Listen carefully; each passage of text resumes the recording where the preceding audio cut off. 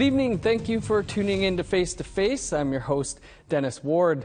Our guest this week on Face to Face is James Favel. Favel is the Executive Director of Winnipeg's Bear Clan Patrol, a volunteer group patrolling Winnipeg's North End. The original Bear Clan Patrol was formed back in 1992, but after a few years of operation fell dormant. Then in 2014, the gruesome discovery of 15-year-old Tina Fontaine's body in the Red River led to the group reforming. James, thanks for joining us here on Face to Face. Thank you for having me. James, what was it about the murder of Tina Fontaine that led you and others to reforming the street patrol here in Winnipeg? Beyond the brutality, I think it was a lot of the systematic failures that led to her disappearance that really bothered myself, my family, and my community as a whole. It was the last straw for us. And so how quickly after that did the group come together? We found out about Tina Fontaine August 17th. By September 19th, we had our first meeting pertaining to Bear Clan, and we met every Tuesday going forward until May of 2015, like every single Tuesday for 2 hours to build the infrastructure that became the Bear Clan you see today. Can you walk us through a typical patrol, what you do, people that you try to assist? Well, you know, typically we're just out there, we're like goodwill ambassadors. We're out there shaking hands, saying hi to people, passing out fresh fruit in the community. It's really kind of, again, we're just ambassadors out there. We have the odd occasion where, you know, there's somebody's been attacked with a machete and we're putting fingers back on and you know, tending to somebody who's been hurt and passed out on the side of the road or something like that. A lot of times it's a lot of just smiles and hellos. How well prepared are you and the volunteers for those types of incidents that you just mentioned, you know, some heavy medical stuff there? Well, thankfully to community partners, fire paramedics services, Red Cross, we've been getting trainings, Northwest Regional Health, they've all helped us out with training first aid, post-traumatic stress management, things like that. So we're getting better. And then Brothers Pharmacy helped us out with the naloxone training. So we had 67 of our members trained to use the naloxone. Winnipeg Fire Paramedics donated an artificial external defibrillator for our use. Yeah. What was the reaction from the neighborhood when you first started? When the patrols returned after such a long time of not being around? Well, they were a little standoffish at first. I think they wanted to see that we were sincere before they really committed to embracing us. And so, yeah, the first year we spent building those relationships, you know, always being there. That's a large part of our commitment to the community is being there 5 nights a week, whether it's hot or cold or holiday. You know, we're always there because the need in the community doesn't go away just because it's Christmas. It doesn't go away just because it's 40 below. That's when we're needed the most. Was there any pushback from members of the community? Never. There has been no negative feedback really at all since our inception, really. You've gone beyond the patrols as well in terms of, you know, there was the big fire on the housing complex there. And, I mean, why step up with those types of initiatives as well? I live at 637 Stella, and I stepped out my door that day to see the building across the street going up in flames, and I knew instantly that all those people were going to be without the things that they needed to survive. And I thought, because we had access to the social media the way we do, literally before the fire was out, I put a call out for donations, and it just seemed like the right thing to do. Yeah. Groups like Bear Clan and more often the Guardian Angels are often, some people label them as vigilante groups. What was the reaction from police and city politicians when you first started patrolling the streets again? It was a little standoffish again at first. They wanted to see that we were sincere. They wanted to see how we were going to conduct ourselves in the community. And again, just through our being there and demonstrating the way we conduct ourselves, we've made a solid impact, and it's all been very positive after that. It just took a while for them to open up to us. Why do you think that took so long? Well, there was an incident early in, I think it was May or June of 2015, where a door was pushed in at a residence when we were doing one of our Take Back the Street walks. We weren't responsible for that, but we did take the credit for it. And, now recently you've had the mayor of Winnipeg and the chief of police come out with and do a patrol with you. What was that like after, having a shaky relationship at first? It's a huge honor and a huge endorsement for our organization. Talk about bringing attention to us. I mean, there's nobody in Winnipeg, I don't think, that would not know who Bear Clan is now. If they're following the mayor and the city of Winnipeg, then they're seeing what we're doing too. What do you think was a turning point, if there was one, in the relationship? I think the Cooper Nemeth was a real turning point. That's when people really started to notice us and take us seriously.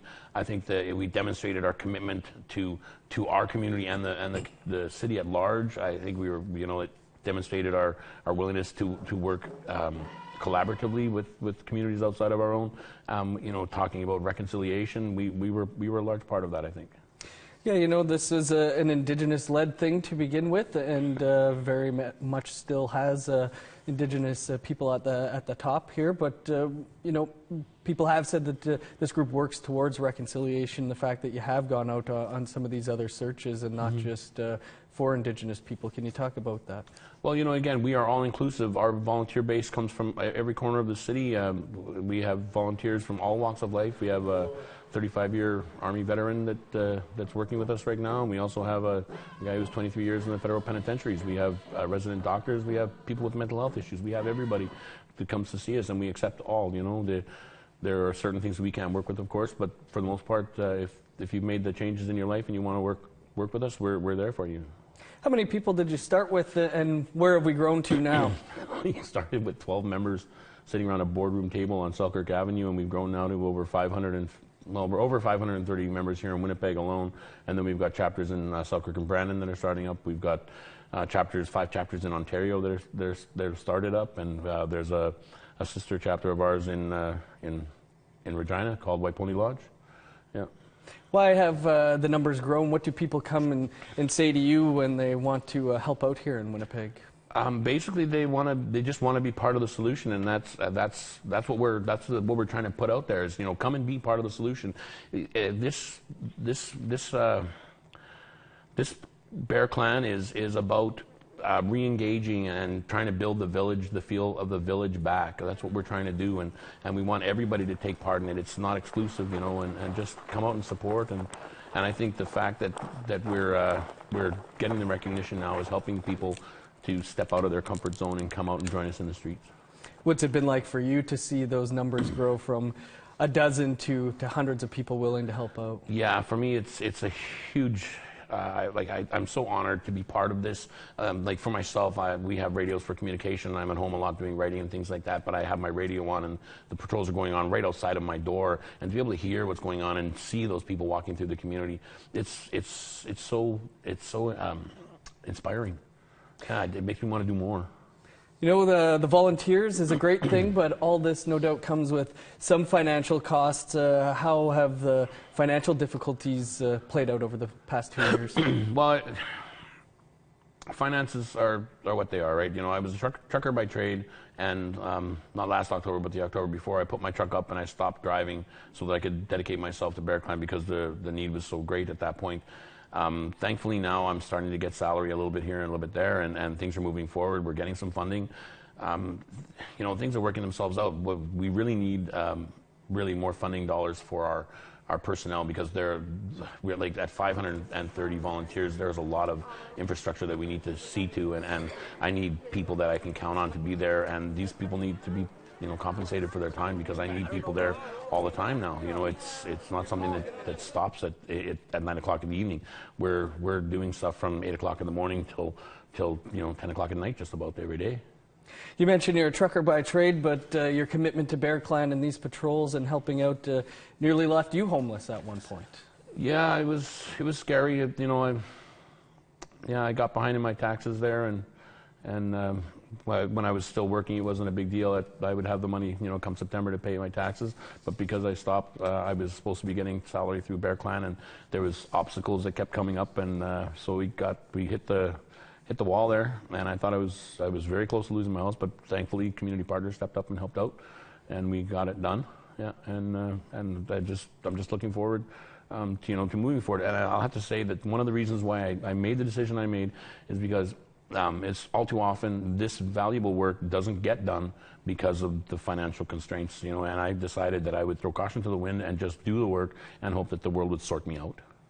James, we've got to take a quick break, and then we'll continue our conversation with our guest from the Bear Clan Patrol, James Favel, here on Face to Face. We'll be right back.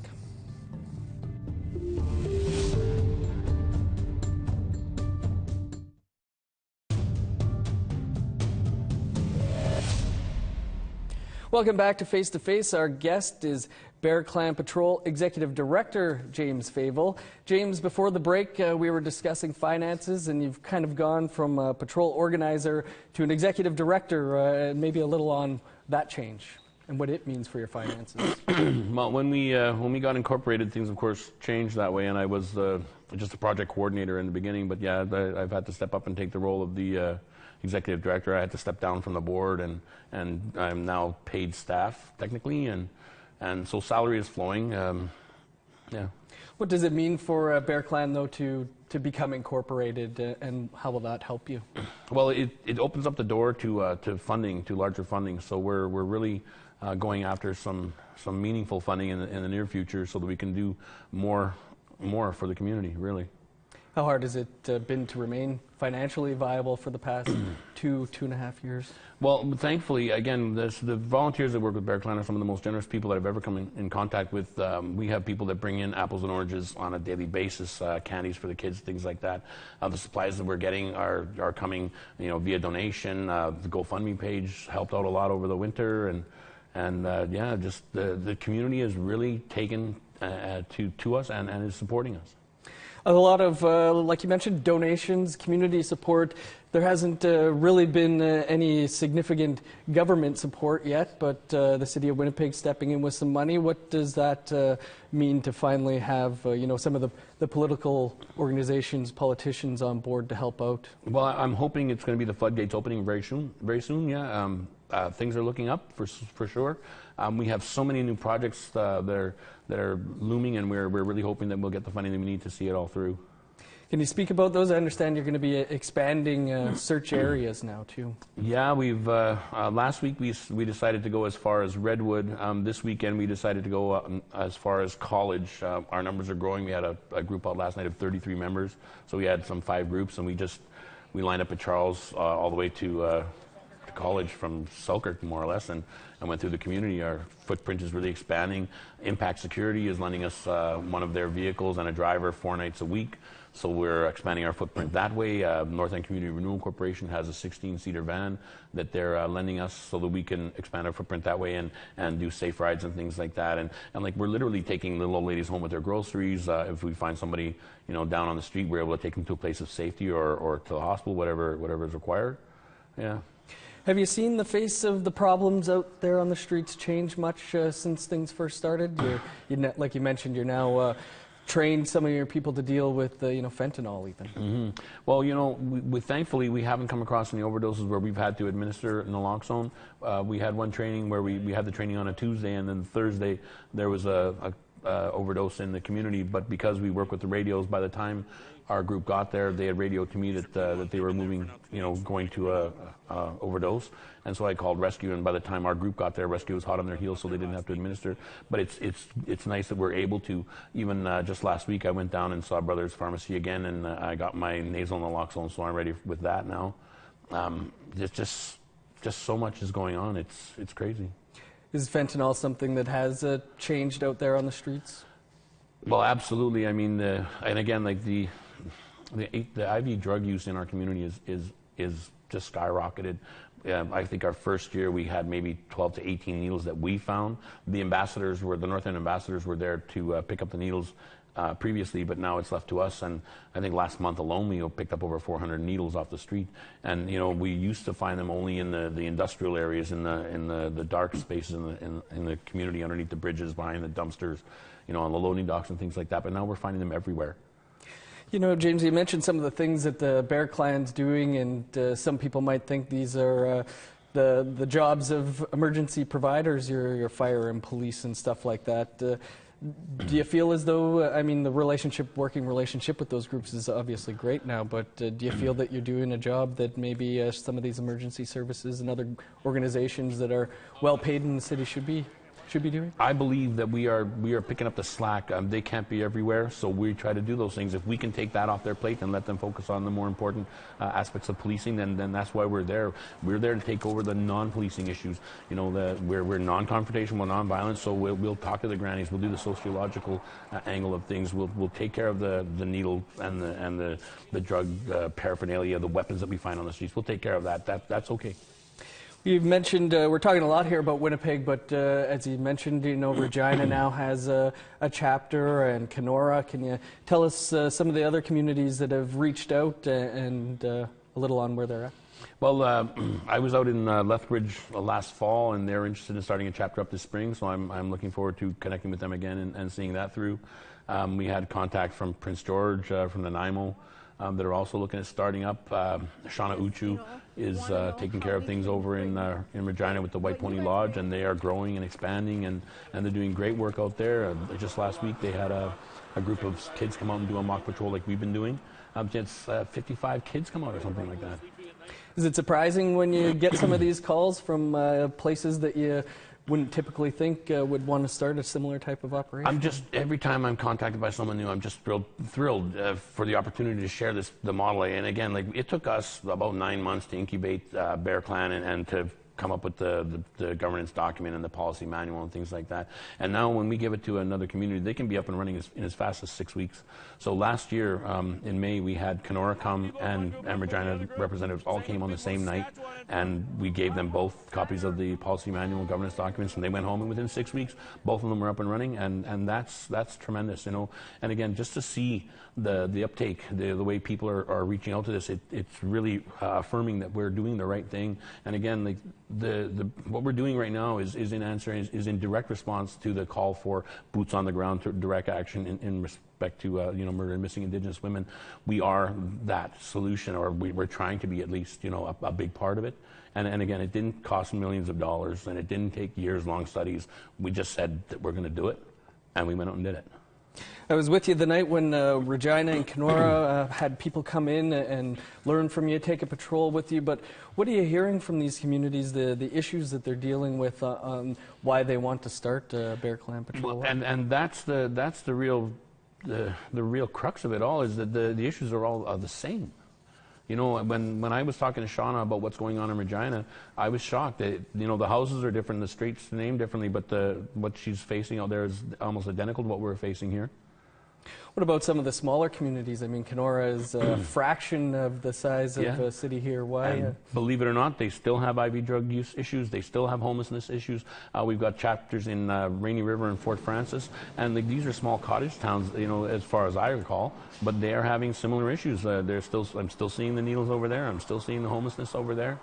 Yeah.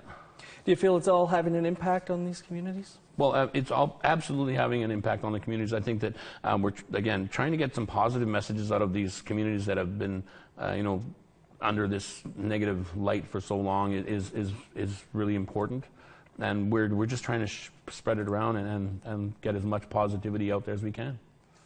We're here with James Favel, the Executive Director of the Bear Clan Patrol. James, we've got to take another quick break, but we'll be right back with more Face to Face.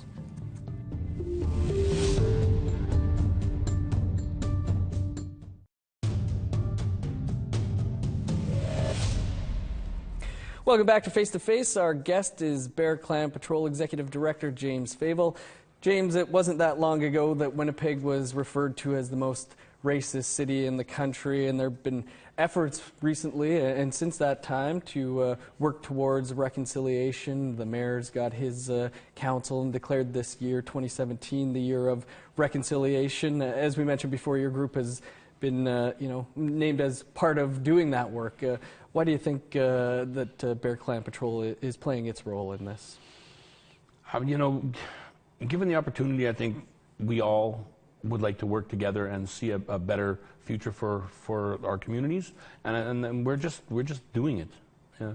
You know, when things happen with Cooper Nemeth, our social media went from between 15 and 20,000 hits per day to over 210,000, and even this winter we hit over 230,000.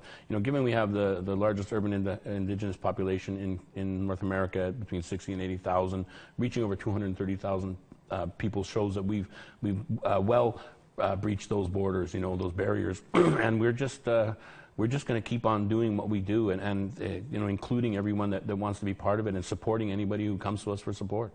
Did you see a big increase in the numbers of volunteers following, searches for Cooper Nemeth and others like that? It was still growing then. What really, I've been doing a lot of outreach, going to universities, University of Winnipeg, Manitoba, schools, Red River College, things like that, giving my speeches there and things like that, and we see an influx after every single one. Since from August this year, or last year, to November, we had an influx of 230 volunteers.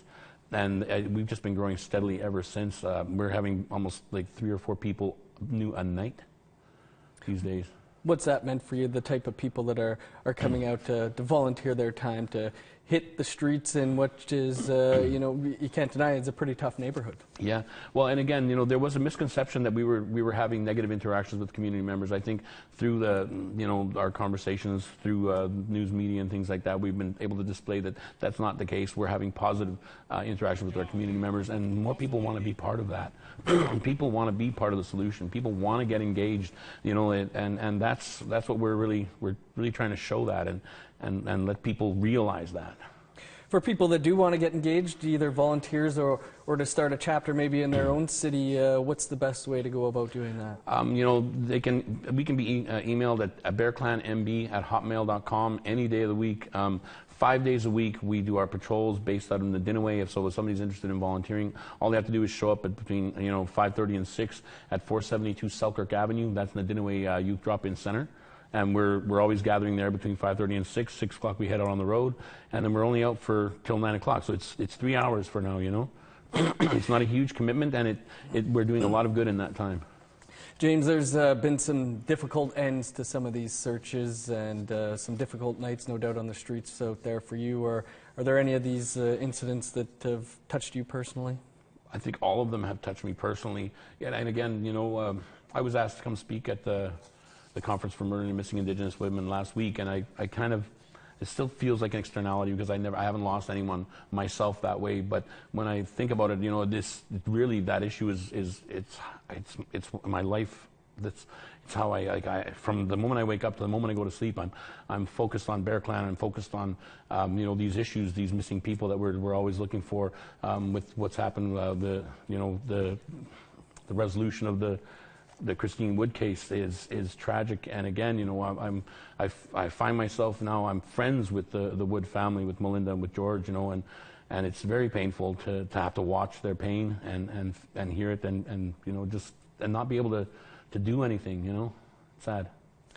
James, we thank you for your time. We thank you for the work that you do. Unfortunately, that's all the time we have for today, but appreciate you joining us on Face to Face. We're always looking for new guests, so if you have any suggestions, please email us at news@aptn.ca. Thanks for tuning in to Face to Face. I'm Dennis Ward.